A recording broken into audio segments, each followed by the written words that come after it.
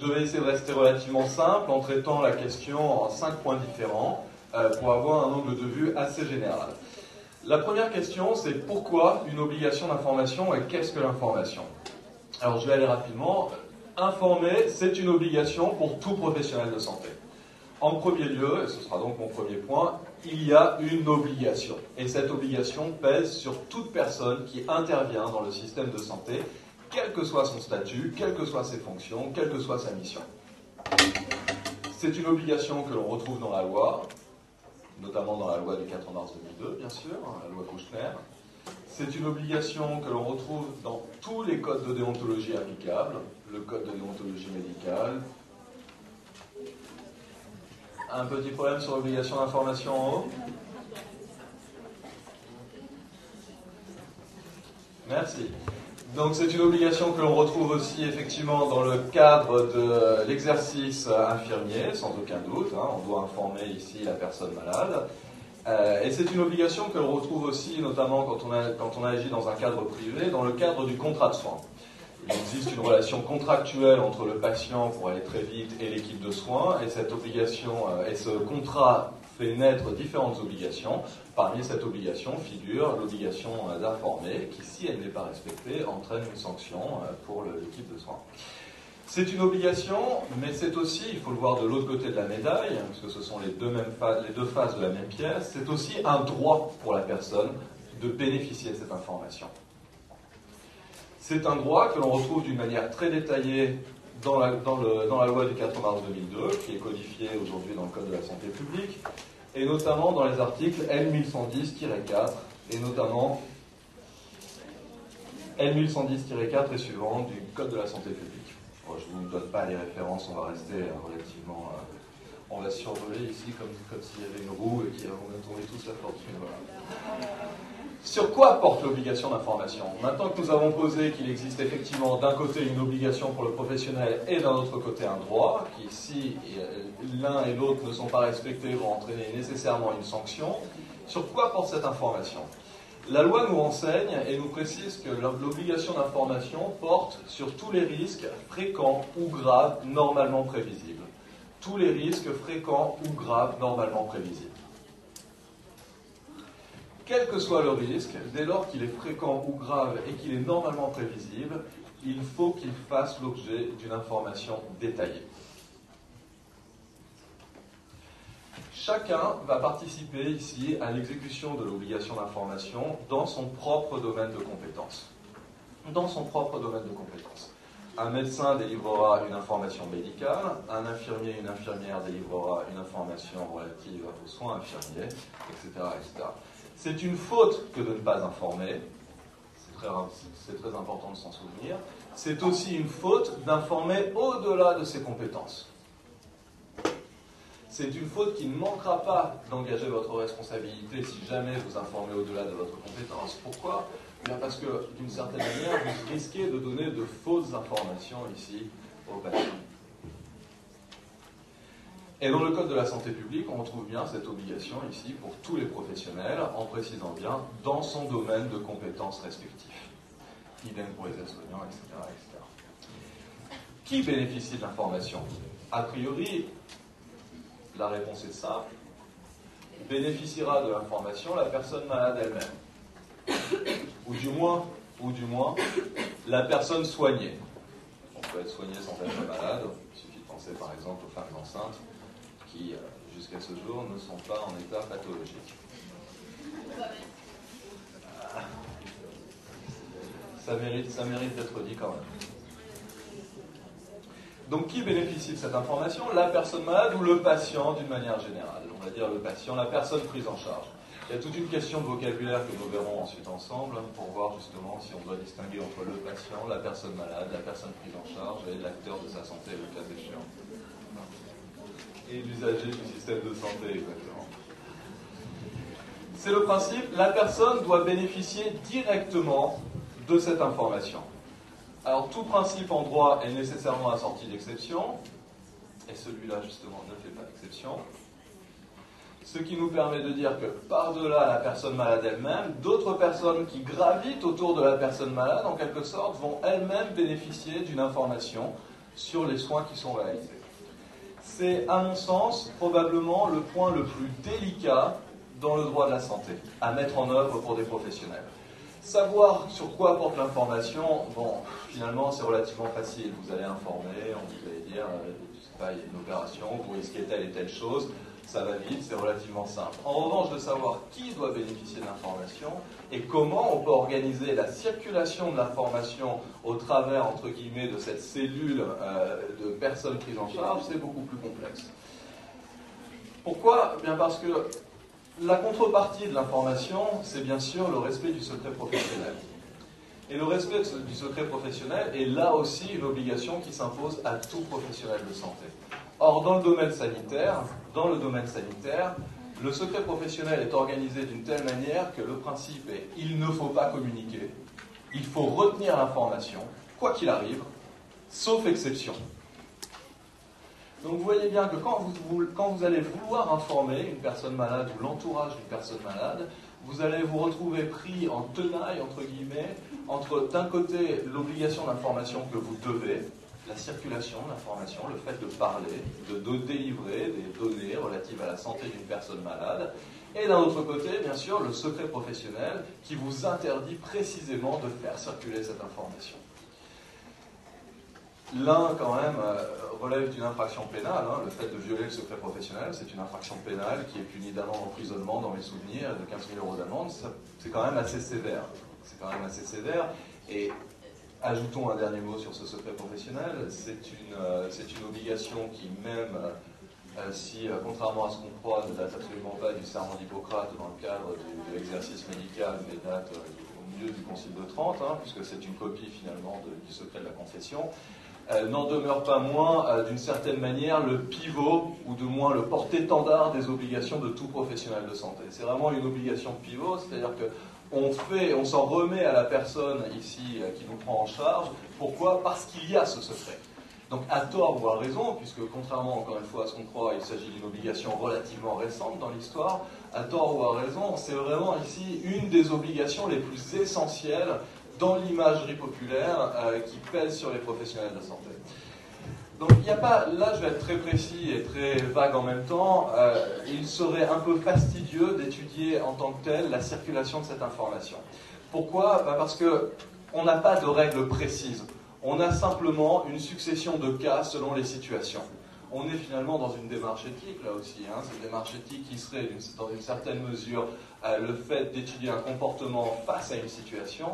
Eh bien la circulation d'informations va obéir au même principe. On a quelques pistes uniquement. La première piste que l'on a, c'est que si une personne est placée sous tutelle, on va informer son tuteur. C'est le tuteur qui sera informé conjointement avec la personne malade. Mais cela est uniquement valable pour la personne qui est placée en état de tutelle. Absolument pas pour les autres incapacités, pas pour les curatelles, pas pour les sauvegardes de justice ou autres. Donc uniquement la personne sous tutelle. Ce qui, si vous exercez dans le cadre, par exemple, des EHPAD et que vous faites face à des personnes hébergées qui sont atteintes par la maladie d'Alzheimer, est particulièrement cruel à mettre en place, puisque les personnes, si elles ne bénéficient pas ici d'une possibilité d'exprimer leur volonté d'une manière claire et sereine, ne bénéficient pas pour autant d'une mesure de tutelle. Donc vous vous retrouvez avec finalement personne à informer et la nécessité de réaliser des actes professionnels. Avec l'autorisation de la personne, on pourra aussi informer son entourage. On pourra informer son entourage, mais le dit entourage sera précisé par la personne elle-même. Mais avec son autorisation préalable. Et avec son autorisation préalable aussi, on pourra informer et faire porter l'information à d'autres professionnels de santé qui sont situés dans d'autres établissements de santé. Je vous demande d'être assez attentif sur cette notion d'entourage, parce qu'il n'est pas juridiquement précisément défini. On ne sait pas ce qu'est l'entourage. c'est une notion qui est à la fois englobante et en même temps très restrictive. L'entourage, ça peut être une ex-femme, ça peut être un ex-mari d'ailleurs aussi, chacun ses goûts, ça peut être des enfants d'un premier lit, ça peut être des enfants d'un deuxième lit, ça peut être un frère, une sœur des parents, mais à chaque fois il faudra déterminer précisément avec la personne elle-même qui est-ce qui est dans cet entourage. C'est ça la difficulté. C'est-à-dire qu'il ne suffit pas de se prévaloir d'un titre futile juridique en disant voilà, je suis la femme de machin, j'aimerais savoir ce qu'il en est pour lui, pour pouvoir bénéficier de cette information. Pourquoi? Parce que vous ne savez pas si la femme de machin n'est pas en pleine procédure de divorce et ne va pas s'en servir pour telle et telle raison, par exemple. Et ça va effectivement, bien sûr, jusque dans la chambre de la personne qui est hébergée ou qui est hospitalisée, mais ça passe aussi, bien sûr, par l'accueil téléphonique. Je suis la femme, bonjour, je suis la femme de monsieur machin qui est dans la chambre bidule, est-ce que vous pouvez me donner des nouvelles de sa santé? Non, je ne peux pas vous donner des nouvelles de sa santé, c'est impossible. Sauf parce que vous soyez prévenu au préalable. Et bien sûr, là aussi, avec l'autorisation de la personne, vous pourrez informer la personne de confiance qui participera à la prise de décision.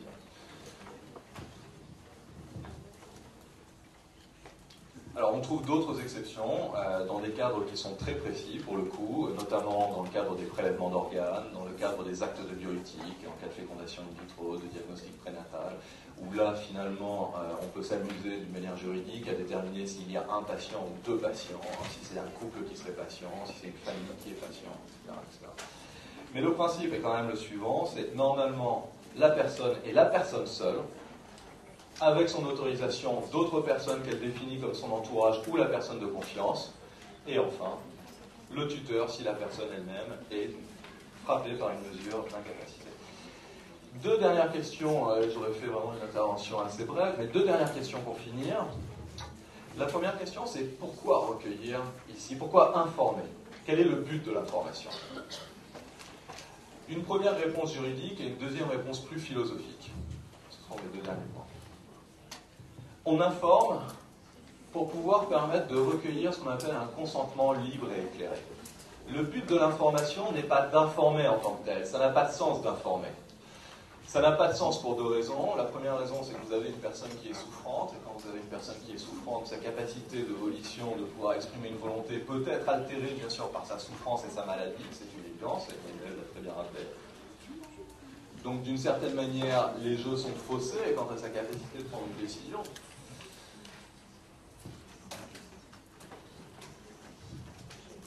Mais vous allez effectivement lui permettre, l'orienter, pour pouvoir lui permettre d'exprimer un consentement libre et éclairé. Un consentement libre et éclairé. Et pour ça, vous devez délivrer, comme on dit, par exemple dans le code de déontologie, une information loyale, claire et appropriée. Une information loyale, claire et appropriée. Exactement.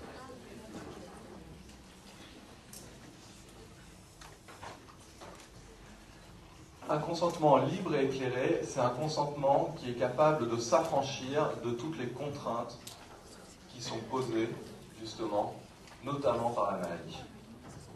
Un consentement libre et éclairé, c'est le fait de pouvoir donner des indications à la personne malade sans déformer et sans orienter précisément son consentement. C'est libre de toute influence et éclairé par les avis et l'information qui est donnée.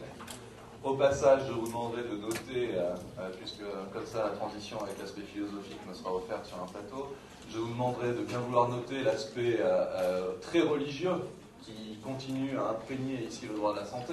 On parle de consentement libre et éclairé. Éclairé, c'est la lumière qui vient du ciel. On a parlé tout à l'heure du secret de la confession, d'un côté, et maintenant on parle de consentement libre et éclairé, avec cette lumière qui va venir irradier en quelque sorte la personne malade pour lui permettre de donner un consentement. Tout d'un coup, j'ai reçu l'illumination et fiat lux, je peux donner un consentement. Alors c'est un droit ici justement ce consentement, c'est un droit fondamental pour la personne qui figure par exemple à l'article 16.3 du Code civil où on nous dit qu'il est interdit de réaliser la moindre atteinte à l'intégrité corporelle de la personne en l'absence de consentement libre et éclairé. On n'a pas le droit, et encore une fois on va parler un peu religion, on n'a pas le droit de toucher la personne sans son consentement libre et éclairé. La réalisation du moindre acte professionnel, dans ces cas-là, peut-être, et c'est très grave, sera même disqualifiée. C'est-à-dire que ce ne sera plus considéré comme un acte professionnel, ce sera considéré comme un acte non professionnel. Coups et blessures volontaires, involontaires, violences sexuelles, homicide volontaire, involontaire, etc. Mais vous voyez bien que dans ces cas-là, vous sortez tellement du cadre de votre mission que l'acte en est disqualifié. Il ne peut plus bénéficier, si vous voulez, de l'exonération qu'il y a à pouvoir manipuler le corps de quelqu'un. Pourquoi dit-on que c'est un droit fondamental? Et je conclurai là-dessus. Eh bien, c'est un droit qui est fondamental en ce qu'il sert de support à l'être humain lui-même. Le droit d'exprimer un consentement à un acte médical, et plus largement, bien sûr, à un acte de santé,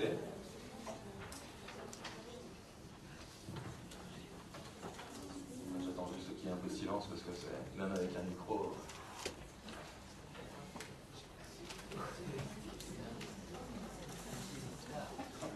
Vous avez affaire à une star, il faut quand même un peu être dans la concentration. Si vous savez qu'il y a une star, ils écouteraient religieusement. il y a quand même des millions de personnes qui ont écouté sur TF1. J'aurais mieux fait de parler de droit de la santé sur TF1, finalement. Je sais pas comment ça va. J'ai voulu protéger les REMA ici en ne révélant rien voter. Donc c'est un droit fondamental. Un droit fondamental, c'est un droit qui est au fondement même de la personne, qui sert de support à la notion même de personne. C'est ça qui est important. Et on va même aller plus loin. Qu'est-ce que c'est qu'un droit fondamental? C'est un droit qui sert de support au système juridique lui-même. Le système juridique n'a qu'une utilité dans nos sociétés occidentales. Il ne poursuit qu'un unique but, c'est protéger la liberté des individus. Si nous sommes dans une société qui est organisée politiquement, c'est pour pouvoir assurer la promotion de la liberté des individus, ni plus ni moins.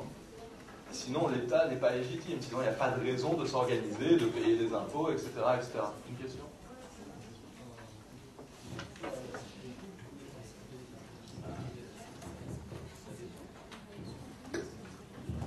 En fait, j'avais juste une petite question.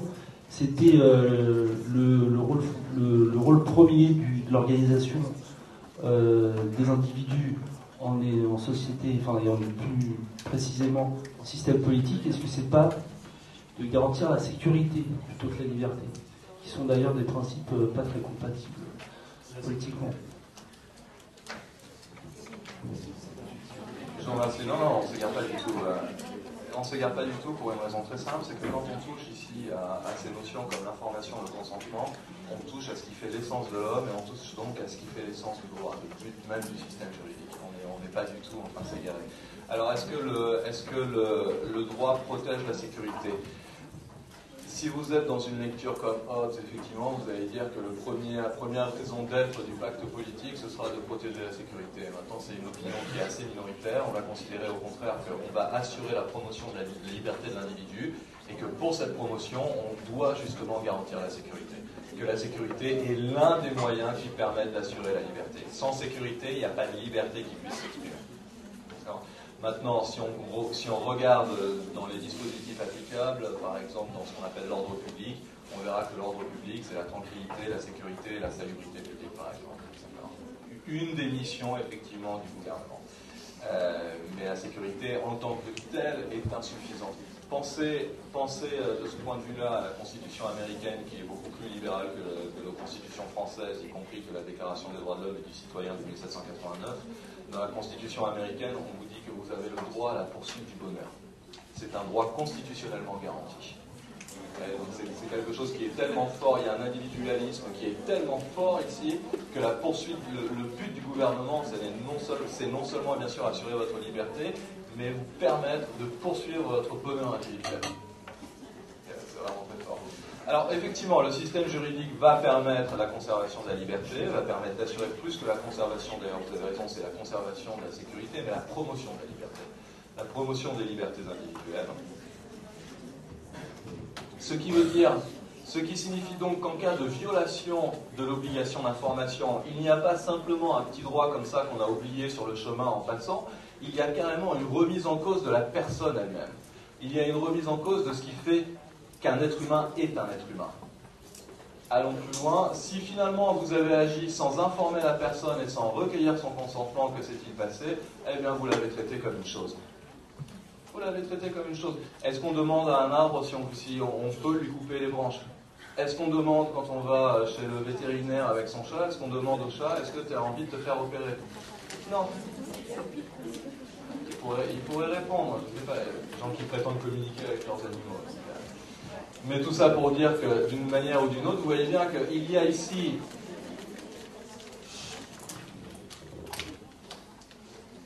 Merci. Il y a ici une ligne de partage essentielle entre, d'un côté, l'humanité, l'être humain, et d'un autre côté, la totalité de la création.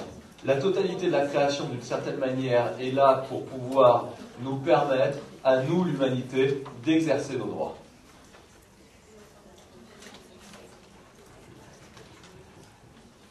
Pourquoi le fait de ne pas informer et de ne pas recueillir le consentement consiste à réifier la personne et à traiter la personne comme une chose? Parce que vous n'aurez pas respecté son autonomie. Vous n'aurez pas respecté son autonomie. L'autonomie d'une personne, c'est, conformément à sa définition étymologique, c'est la capacité à se donner sa propre loi, la capacité à se donner sa propre loi, autonomie. Mais c'est même plus que ça, c'est la capacité à se donner sa propre loi et faire que cette loi soit considérée comme universelle. C'est-à-dire que la volonté de monsieur sera ma volonté, sera la volonté de madame placée dans la même situation que madame, que monsieur, etc., mademoiselle. Donc c'est ça, effectivement, informer. Informer, c'est permettre de respecter l'autonomie de la personne, c'est permettre d'assurer la dignité de la personne. Et cette dignité de la personne humaine, c'est exactement ce qui définit la personne humaine. Assurer la sauvegarde de la dignité de la personne humaine, c'est assurer la sauvegarde de la personne humaine elle-même. Car il n'y a que les personnes humaines qui sont titulaires d'un droit au respect de la dignité. Informer, c'est respecter la dignité, c'est donc respecter l'être humain. J'insiste lourdement là-dessus. Dans vos missions figure bien sûr le fait de prendre en charge une personne, de soigner une personne, mais s'il vous plaît, n'oubliez jamais qu'il y a beaucoup plus que le fait de soigner ici dans la réalisation des missions des professionnels de santé. Soigner, c'est rien du tout. Soigner, d'une certaine manière, c'est un moyen. C'est un moyen qui permet d'aller bien au-delà, et au-delà, c'est assurer justement la promotion de la dignité de l'individu, respecter ses souhaits, ce qu'il veut. Cela signifie donc qu'il faut effectivement lui permettre d'exprimer un consentement libre et éclairé en informant. Cela signifie au contraire que s'il exprime un refus de soins, et dans certains cas, il faudra justement respecter ce refus de soins, dans certaines limites plus précisément. Pourquoi? Parce que le but n'est pas de soigner à tout prix. Le but consiste justement à respecter l'individu et à assurer la promotion de sa dignité, de sa liberté, de ce qui fait l'être humain en chacun de nous. Voilà, donc juste un petit mot après, pour finir sur le vocabulaire. On hésite beaucoup en ce moment dans le système juridique à employer des vocabulaires qui paraissent synonymes entre personne malade, patient, usager du système de santé, personne prise en charge ou acteur de sa santé.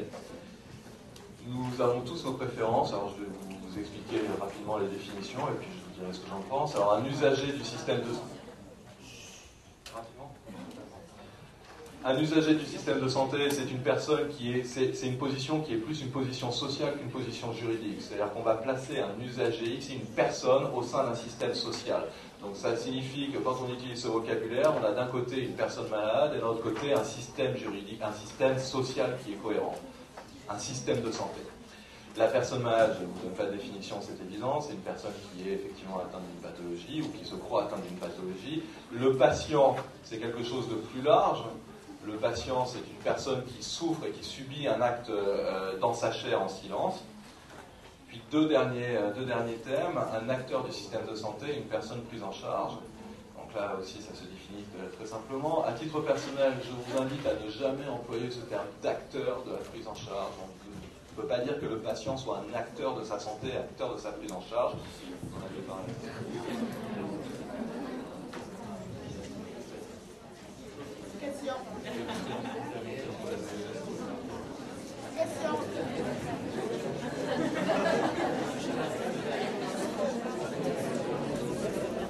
Alors, s'il vous plaît, je vais vous expliquer pourquoi.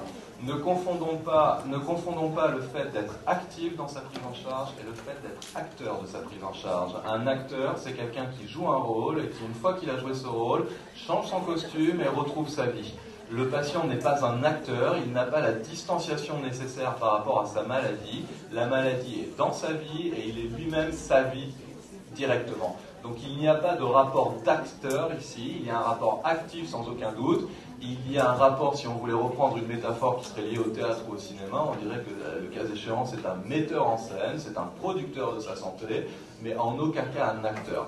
Donc employons le terme actif plutôt que le terme d'acteur, et in fine, n'oublions pas qu'il existe ce terme de prise en charge qui, à mon avis, dans ces temps dans lesquels la défiance dans le système de santé... Merci. Dans ces temps dans lesquels la défiance envers les professionnels de santé est particulièrement marquée, je pense que réhabiliter le terme de prise en charge possède ses lettres de noblesse. Pourquoi ? Parce qu'être prise en charge, c'est être capable de faire une confiance totale envers les personnes qui justement vont vous prendre en charge. Donc il y a bien sûr cette notion passive dans le fait d'être prise en charge. Ça n'est pas le côté que je préfère le plus. Je préfère le voir plutôt comme quelque chose de passif, comme quelque chose qui est lié au lâcher-prise et à l'abandon de soi-même vis-à-vis d'autres personnes. Je pense que c'est bien ces notions-là qu'il faudrait réhabiliter dans le domaine de la santé pour recréer une confiance entre les personnes soignantes et les personnes soignées. Je vous remercie pour votre attention.